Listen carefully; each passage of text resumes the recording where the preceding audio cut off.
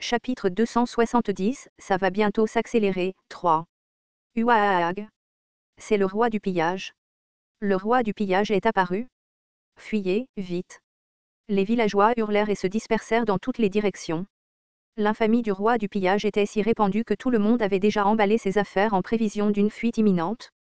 Comme ils prévoyaient déjà de déménager, ils s'enfuirent sans même se retourner. La milice du village ne fit pas exception. Ils avaient également reçu des ordres stricts du Seigneur d'éviter d'engager les forces du roi du pillage et de se retirer immédiatement. Guilain, tenant une massue dans sa main, cria fort. Détruisez tout et prenez tout. Ouais. Pillons tout. Les chevaliers ne comprenaient pas vraiment pourquoi Guilain agissait de cette façon. Ils supposèrent qu'il s'ennuyait simplement ou qu'il était mécontent de quelque chose et l'ignorèrent avec désinvolture. Ils ne prêtaient aucune attention au fonctionnement du domaine et passaient leur journée uniquement à s'entraîner. Ils étaient donc préoccupés par le fait de suivre aveuglément les ordres de Guilain. Tout récemment, cependant, alors qu'il attaquait des villages aux côtés de Guilain, une pensée a commencé à traverser leur esprit. C'est étonnamment amusant. Se pourrait-il que je sois naturellement fait pour ce genre de travail? Je ne sais pas pourquoi, mais je veux continuer à faire ça. La plupart d'entre eux, étant des mercenaires ou d'origine modeste, ne pouvaient pas vivre aussi rigidement que les chevaliers des autres domaines, même après avoir obtenu le titre de chevalier. Bien que Fenris soit considérablement plus libre que les autres domaines, il y avait toujours des règles, en particulier sous la stricte supervision de Gillian. Malgré son passé de mercenaire, Gillian était plus strict que quiconque. Il ne tolérerait absolument aucune disgrâce à la réputation de Guilain. Pendant si longtemps, ils avaient été liés par une discipline telle que celle des chevaliers, et maintenant, se livrer à ces mauvaises actions, pour la première fois depuis des siècles était libérateur et exaltant. Ouais. Casse tout. Toute la nourriture de ce village est à moi. Nous sommes les pillards du Nord. Les chevaliers se sont complètement absorbés dans leur rôle, s'exécutant avec un zèle sans précédent. Attrape-les. Waouh. Maman. Un chevalier masqué a laissé échapper un rire grossier alors qu'il poursuivait un enfant en fuite. Non. Pas mon enfant. La mère a crié de terreur. Sentant qu'il s'approchait trop près, le chevalier a délibérément trébuché sur un rocher. Oh non. Il y a un rocher ici. Oh, merci à la déesse. Serrant fermement son enfant, la mère s'est précipitée en courant tout en remerciant la déesse. Les villageois, paralysés par la peur, ne remarquèrent pas à quel point le chevalier agissait maladroitement. Avec de telles facéties, le roi pillard et ses 40 voleurs finirent par chasser les villageois et commencèrent à démolir les maisons. Boum. Bang. Crash. Claude, lui aussi masqué, exhorta les chevaliers. Vite. Cassez tout. Et si quelqu'un nous voit? C'est embarrassant. Malgré son comportement brutal, Claude était un érudit qui avait obtenu son diplôme en tant que meilleur étudiant de l'académie. Se livrer à des actes aussi indignes était tout à fait humiliant pour lui. Ah, allez. C'est amusant. Les chevaliers rirent et détruisirent le village avec empressement. Après avoir complètement détruit les maisons, ils retournèrent triomphalement au château avec la nourriture et les matériaux qu'il avait pillés dans le village. Bien sûr, ils se changèrent et mirent les vêtements qu'il avait cachés à proximité pour dissimuler leur identité avant de revenir. En voyant Guilain et les chevaliers revenir, les villageois les regardèrent avec des yeux pleins de larmes et de gratitude. Notre Seigneur a chassé la bande de voleurs. Ils étaient plus de 500, mais maintenant ils ne sont plus qu'une quarantaine. Ah, comme ça doit être dur pour lui de sortir tous les jours comme ça. Guilain leur fit signe d'un air las, et les villageois furent submergés d'émotion, acclamant bruyamment. Mon Seigneur, restez fort. Nous vous soutiendrons de toutes nos forces. Je m'enrôlerai aussi. Avec leur Seigneur travaillant sans relâche pour leur sécurité, comment pouvaient-ils rester inactifs? Ils vivaient paisiblement grâce à lui. Guilain, avec un regard de sincère gratitude, s'adressa à eux. Vos mots seuls me donnent de la force. Tu es l'espoir de ce domaine. Unissons nos forces pour chasser les ennemis qui nous menacent. Ouep. Leurs acclamations firent trembler les murs du château. Ce phénomène quotidien fit monter le taux d'enrôlement de plus en plus vite. Dès qu'ils entrèrent dans le château, Guilain se tourna vers Claude. Et, combien avons-nous eu aujourd'hui? Pas grand-chose. C'était un petit village. Quand Claude rapporta la quantité de butin, Guilain fronça les sourcils. Quoi? C'est tout? Et, il faut aller plus vite. Ils ont tout emporté. Claude regarda Guilain et pensa en lui-même. Ce bâtard, il est complètement plongé dans cet acte de banditisme. Le Seigneur avait toujours été un individu peu conventionnel, donc ce rôle lui convenait bien. Cependant, Claude ne pouvait s'empêcher de penser qu'il n'était pas fait pour ce genre de choses. Entraîné dans ses pitreries contre son gré, il s'y laissa à contre-cœur. Pourtant, chaque fois qu'il participait, il était envahi par un sentiment de dégoût de lui-même. Grâce aux escapades du roi pillard, la perception que le domaine était menacé s'était répandue partout. Personne ne doutait du danger. L'activité constante des soldats se déplaçant entre les villes et les forteresses donnait l'impression que la situation était légitime. Dépêchez-vous. L'ennemi approche. Boum, boum, boum, boum. En regardant les soldats s'agiter, les villageois devinrent anxieux. Les ennemis attaquent à nouveau. Notre domaine a beaucoup de nourriture, alors ils doivent tous vouloir la prendre. Je ne peux pas croire que nous n'y ayons pas pensé avant. Est-ce encore les pillards? Ou peut-être les troupes de reconnaissance d'un autre seigneur? Un homme âgé s'approcha d'un des soldats occupés pour lui demander. Que se passe-t-il? Les ennemis nous attaquent à nouveau? Il semble que oui. Nous avons reçu l'ordre de nous déplacer rapidement aux frontières du domaine, répondit le soldat avec une expression sérieuse. Bien sûr, le soldat n'était pas au courant de la situation réelle. Il ne faisait qu'obéir aux ordres sans poser de questions. C'est ainsi que fonctionnaient les armées. Les soldats n'avaient pas besoin de connaître les raisons, ils se contentaient d'exécuter les ordres. Les soldats se déplaçaient donc à la hâte, et cette vue ne faisait qu'aggraver les inquiétudes des villageois. On disait que l'armée du domaine, sur laquelle ils comptaient tant, était désormais confrontée à de sérieuses difficultés. Si le domaine tombait aux mains de l'ennemi, il devrait retourner à la vie appauvrie qu'il avait vécue auparavant. Ils pensaient que le domaine était déjà en état de guerre. Cette croyance a fait augmenter encore davantage les taux d'enrôlement. Finalement, après la mobilisation des soldats, de nouveaux ordres arrivaient d'en haut. Le Seigneur a intercepté l'ennemi à la frontière. Troupes, retournez à vos postes d'origine. Les soldats poussaient alors un soupir de soulagement et louaient le Seigneur. Comme on l'attend de notre Seigneur. Nous devrions le soutenir. J'ai entendu dire que d'autres unités combattaient aux côtés du Seigneur. Même si eux-mêmes n'avaient pas combattu, des rumeurs se répandaient selon lesquelles d'autres unités l'avaient fait. Comme le commandement supérieur contrôlait les échanges d'informations entre les unités, il n'y avait aucun moyen de vérifier la vérité. En voyant le nombre sans cesse croissant de volontaires, Guilain sourit de satisfaction. Bien, il ne reste plus grand-chose maintenant. Donnons une dernière représentation. La relocalisation forcée de tous les villages était désormais terminée. Il ne restait plus de petits villages dans le domaine de Fanry où des espions auraient pu potentiellement se cacher.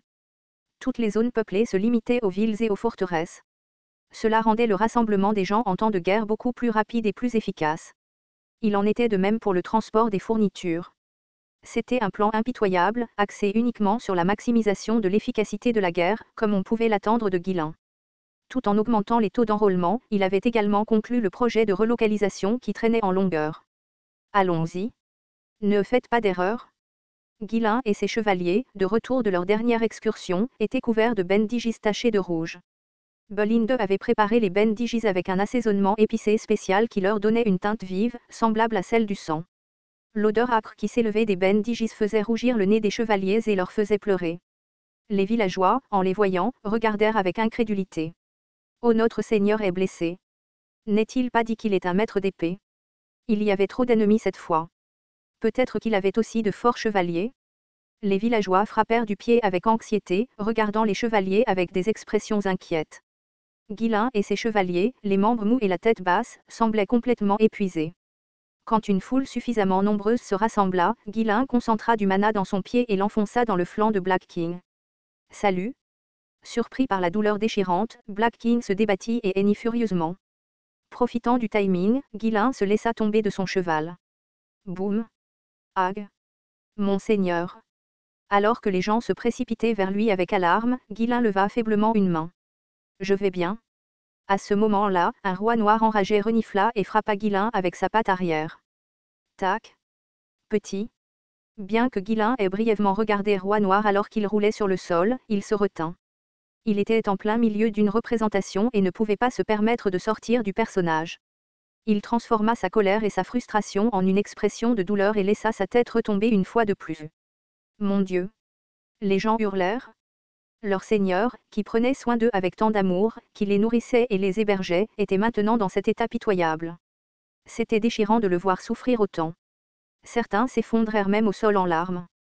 C'était particulièrement vrai pour les personnes âgées qui vivaient dans le domaine depuis longtemps.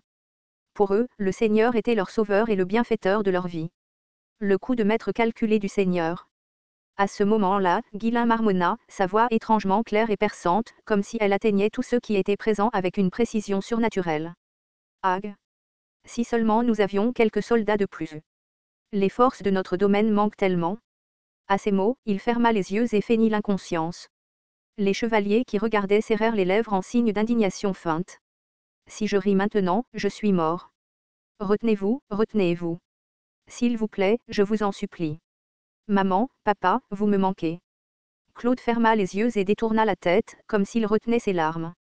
C'est trop embarrassant à supporter. À côté de lui, Wendy se mordit la lèvre supérieure et leva les yeux vers le ciel pour réprimer son rire. Belinda et les serviteurs du château sortirent bientôt en trombe. Kia. Mon Seigneur. Que devrions-nous faire? Le cri de Belinda résonna alors que Gillian hissait Guilain sur son épaule et pénétrait dans le château. Son visage était devenu rouge betterave. Ce genre de théâtralité ne convenait pas du tout à la nature de Gillian, mais il ne pouvait pas compromettre ce que Guilain essayait d'accomplir. La bouche fermée, il resta complètement silencieux, déterminé à ne pas faire d'erreur. Heureusement, les résidents du domaine prirent son expression rigide pour une colère à peine contenue. À proximité, Alfoy et Cannes, qui déplaçaient des matériaux de construction, claquaient la langue en regardant le seigneur et ses serviteurs réussir cette grande tromperie. TCH, TCH. Quel spectacle!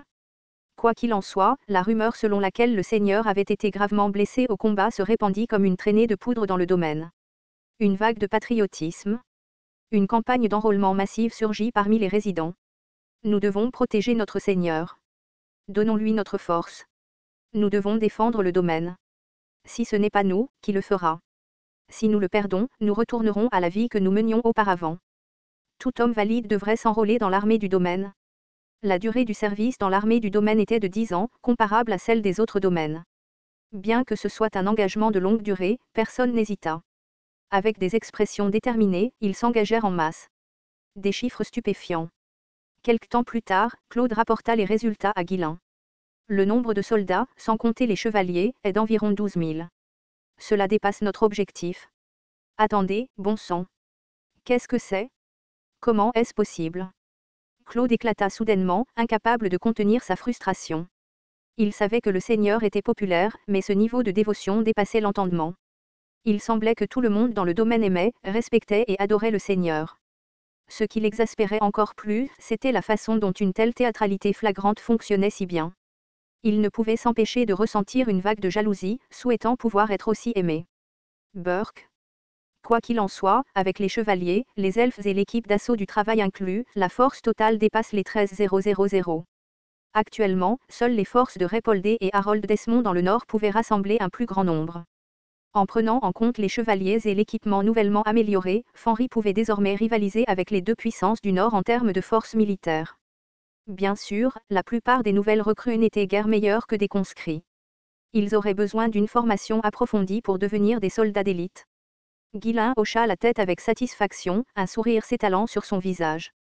Tu vois? Je t'ai dit que nous avions beaucoup de monde dans notre domaine. Oui. Tu dois être ravi de ta popularité. Tu as de la chance. Vraiment de la chance. Es-tu jaloux? Oui, absolument. Guilain claqua la langue en direction de Claude qui grognait avant de continuer. Maintenant, il est temps de commencer l'entraînement à grande échelle. Gillian? Oui, mon seigneur. Vous superviserez l'entraînement dans la région sud, en vous concentrant sur la forteresse de Stonehaven. J'affecterai 100 chevaliers pour vous aider. Je m'occuperai personnellement de l'entraînement de la région nord. Compris. Comme les soldats étaient répartis sur le domaine, il était peu pratique que Gillian supervise seul leur entraînement. Guilain divisa le domaine en zones gérables et attribua les tâches en conséquence. La forteresse de Stonehaven, située dans la partie sud de l'ancien territoire des Cabaldi, était un bastion critique. Toute invasion passerait inévitablement par elle. Bien que les zones soient divisées, Guilain, en tant que seigneur, ne pouvait pas rester longtemps loin du château central. Ainsi, il assigna la région sud la plus éloignée à Gillian, en fournissant des chevaliers pour l'aider dans cette tâche écrasante. Le plan d'entraînement. Guilain a exposé ses objectifs ambitieux sans hésitation. Tous les soldats seront formés à l'équitation jusqu'à ce qu'ils deviennent compétents. À partir de là, je sélectionnerai 2000 qui sont les plus à l'aise à cheval pour une formation intensive au tir à l'arc. Ils seront ensuite organisés en archers et archers montés. Pour les soldats de Fanry, l'équitation de base était déjà la norme. Cependant, Guillain exigeait un niveau de compétence beaucoup plus élevé. Le reste continuera à s'entraîner aux techniques de lance, à l'escrime et aux tactiques de bouclier, tout comme nos troupes existantes. L'objectif est de s'assurer qu'ils peuvent s'adapter à n'importe quel type d'unité et exceller au combat en toutes circonstances. Quel est le délai? 3 mois. Je sais que c'est serré, mais dans ce délai, ils doivent être prêts pour la bataille. Nous ferons tout notre possible pour répondre à vos ordres. Bien que le délai soit difficile, il fallait le faire. Personne ne pouvait prédire quand une guerre civile éclaterait. Guillain expira doucement, s'assurant que personne ne le remarque. Ses actions accéléraient la chronologie, faisant avancer les événements plus vite que ce dont il se souvenait de sa vie passée. Il n'y avait pas un seul jour où il pouvait baisser la garde. Après avoir examiné ses serviteurs rassemblés, Guillain parla d'un ton décisif. Pour l'instant, mettez en suspens tout le développement et les politiques du domaine. Concentrez-vous entièrement sur le soutien à la formation des soldats. Assurez-vous qu'ils puissent s'y consacrer pleinement. Avec cette déclaration, les préparatifs de guerre du domaine Fanry commencèrent officiellement. La formation des soldats était la première étape. Bien que les soldats trouveraient l'entraînement épuisant, leur morale élevé garantissait qu'ils résisteraient. Ils s'étaient enrôlés avec la détermination de protéger le domaine et ils étaient prêts à tout donner. Maintenant, ils devaient être entraînés à se battre sur le champ de bataille. Entraînés à résister même aux forces d'Harold Desmond, considérées comme les plus fortes du Nord. Guillain sourit avec confiance et dit: le jour où nous deviendrons les plus forts du Nord n'est pas loin. Pas à pas, les préparatifs pour conquérir le Nord se mettaient en place.